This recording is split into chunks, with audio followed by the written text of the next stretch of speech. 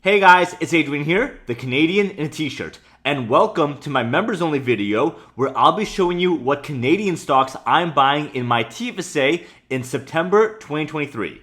While editing, I decided to make this video public and free just like I did back in May. I know the markets have been scary for the past year and a half, so I wanted to share my TFSA portfolio with all of you guys to hopefully put your mind at ease and share my thought process on some great buying opportunities that I am jumping on.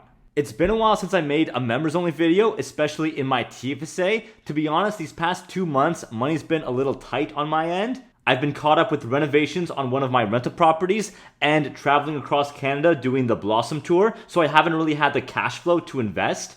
But I was able to deposit $1,000 into my TFSA. You can see here I just made an instant deposit of $1,000. Plus, I also received a bunch of dividends, so after the drips and reinvestments went through, I was left with about $300. So in total, I have about $1,300 available in cash. Before we get into that, let's look at my TFSA portfolio as a whole. As you guys know, the Canadian market has been in a downward slump since the beginning of 2022 when interest rates started shooting up. This is actually the lowest point I've seen my TFSA portfolio since really the 2020 lockdowns. My TFSA portfolio is definitely down. Right now it's worth only about $80,000. And look at my capital gains. I only have about $1,600 of unrealized gains. This is by far the lowest value I've seen in years. You guys know me, you've heard this before, I am not concerned about this short-term performance. I care about building wealth over the long term, over years or decades.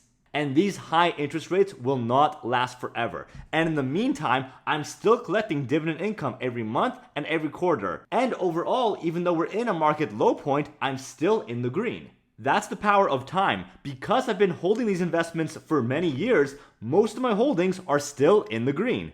The only ones that are down right now are the REITs, real estate investment trusts, and that's because real estate is hit hardest when interest rates are high. Plaza REIT and H&R REIT. For H&R REIT, take away 20% because this wasn't a real drop. 20% of the company actually spun off into a new REIT, Primaris REIT. So in actuality, H&R is only down about 3%. We also have Canadian Tire REIT, First Capital REIT, and Allied Properties. That's an office REIT, and that is by far my biggest loser. REITs are the only ones that are down across the board, but other sectors like energy and utilities are hurting. You can see that Enbridge right now is basically broken even. Canadian utilities are down by a little bit.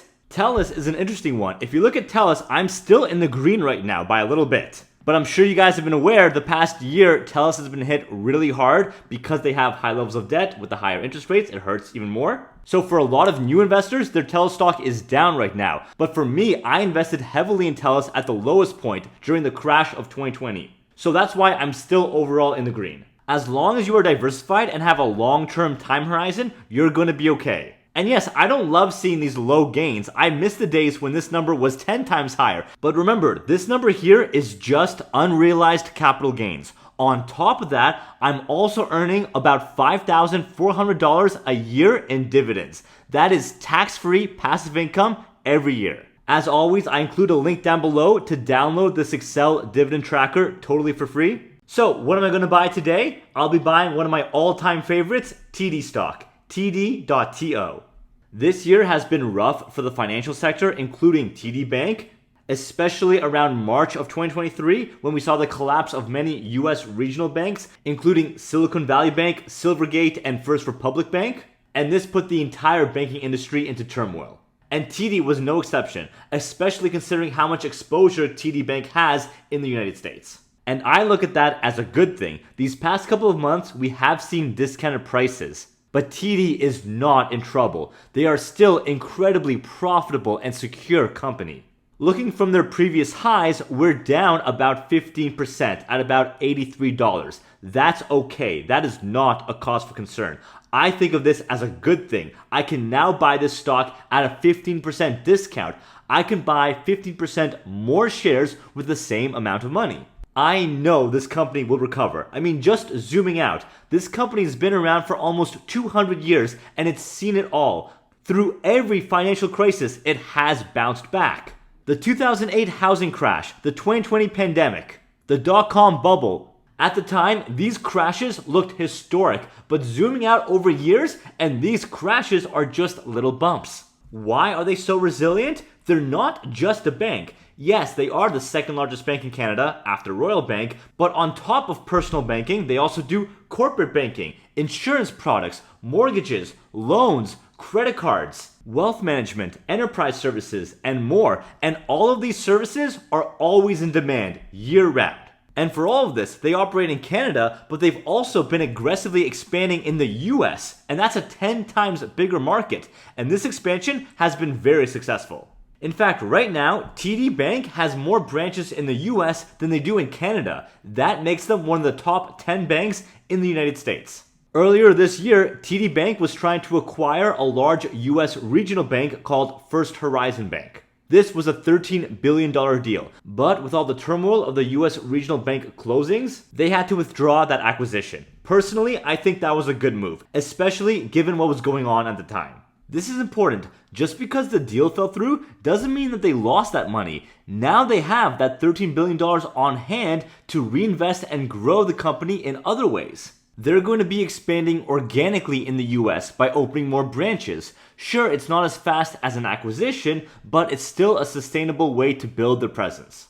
The biggest issue on people's mind right now regarding TD stock is their latest quarterly returns, which were definitely a mixed bag. They're still profitable, but their expenses definitely did see an increase.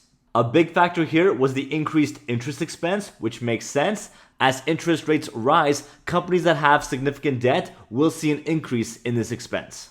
But the big one is the provision for credit loss. What exactly does that mean? As interest rates rise, we're seeing a higher borrowing cost for customers. That includes mortgages, loans, lines of credit. All of these are more expensive, and a significant number of Canadians will not be able to make these payments and pay back those loans. TD has run those calculations, and they anticipate this loss, and they record it as an expense in their books, a provision for credit loss. It's a good thing that the banks plan ahead for this so that they won't get blindsided in the future. And remember to keep this in perspective, this is a one-time expense. It's not an ongoing annual cost. They didn't increase their operating costs. And remember, this phenomenon of rising interest rates will not last forever. And even with all of this, TD is still profitable, and I have no doubt that the stock will recover. I mentioned that with their extra cash on hand, they're going to continue to expand organically in the US, but they're also going to be doing stock buybacks. In fact, they're going to be buying back 90 million shares of TD. That represents almost 5% of available shares. So TD is going to be buying back those shares. That reduces the supply, increases the demand, and so we expect to see an increase in the share price. That's good news for investors like me. And these buybacks instill confidence for me as an investor. If the company is willing to buy back its shares, that means that they are committed to the long-term future of the company. Since I'm buying TD at a 15% discount off of its highs, I expect significant capital gains within the next year. On top of that, I'm also locking in an inflated dividend yield. The share price has dropped, but the dividend remains the same, and so we're seeing an increased dividend yield of 4.78%.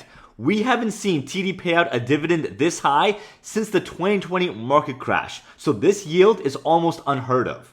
So I'm very happy to seize this opportunity and lock in that higher dividend yield. And remember, the yield is high just because the share price has dropped. The dividend itself is very sustainable with a payout ratio of only 48%.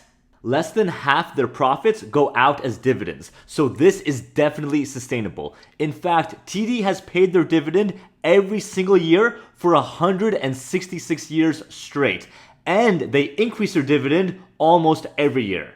Their last dividend raise was back in January, so we can definitely expect another increase soon.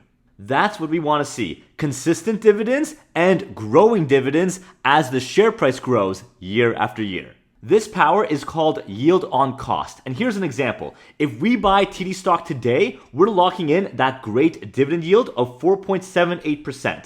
And each share pays us 96 cents in dividends. But as the dividend grows over time, our yield on cost, our income on the money we initially put in, is going to be even higher. I love this fact. TD's dividend has more than doubled in the past 8 years. 8 years ago, back in 2015, TD stock was only paying 47 cents per share in dividends. So here we are 8 years later, those same shares are paying more than double in dividends. So our yield on cost has more than doubled. And that's not our only source of profit with TD stock. Doubling our passive income is already amazing. On top of that, we've also seen long-term capital appreciation.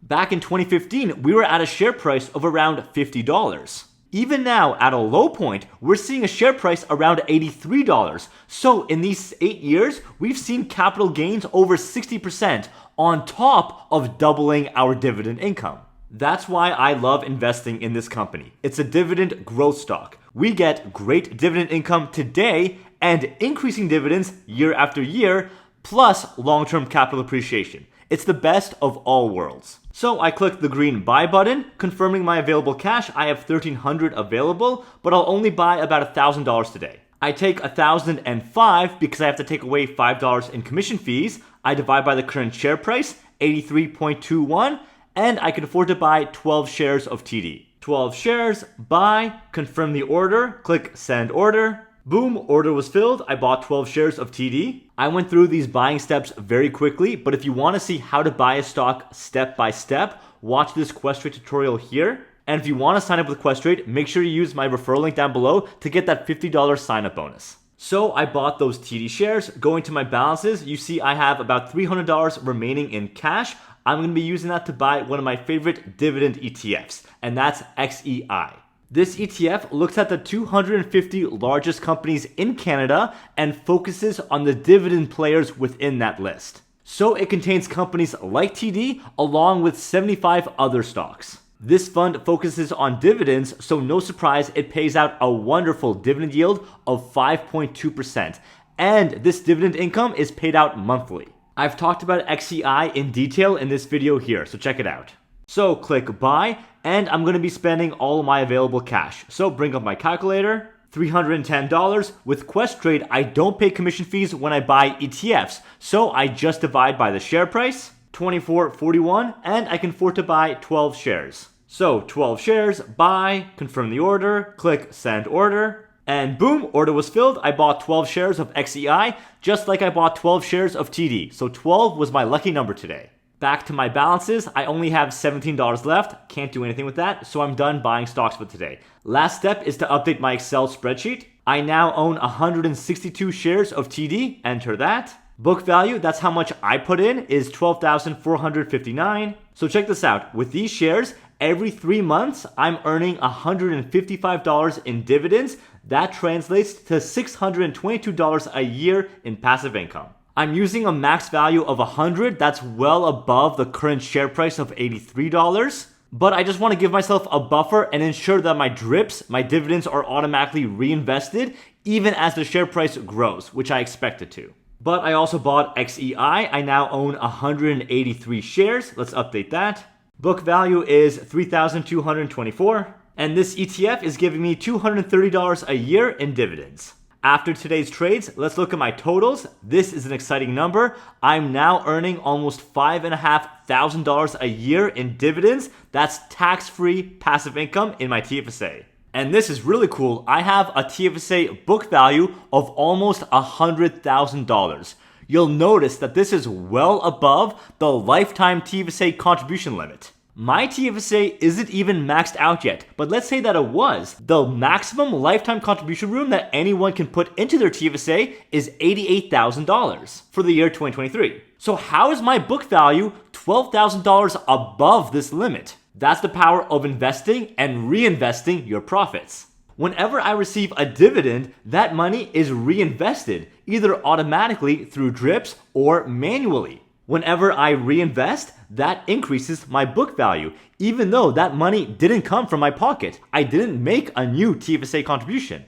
That's why my TFSA book value is significantly higher than my contribution limit. So I'm effectively gaining thousands of dollars of extra TFSA room for free.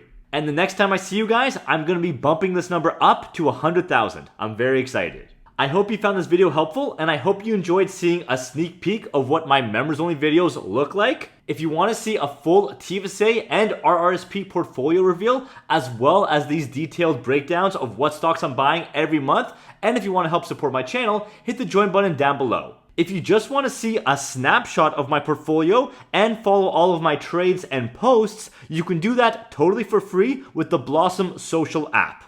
I'll include my referral link down below to sign up. Again, this app is totally free, and our community has just crossed 50,000 Canadian investors. I'm so excited to see us grow. Thanks for watching, and I'll see you guys on the next episode of The Canadian in a T-Shirt. Bye, guys.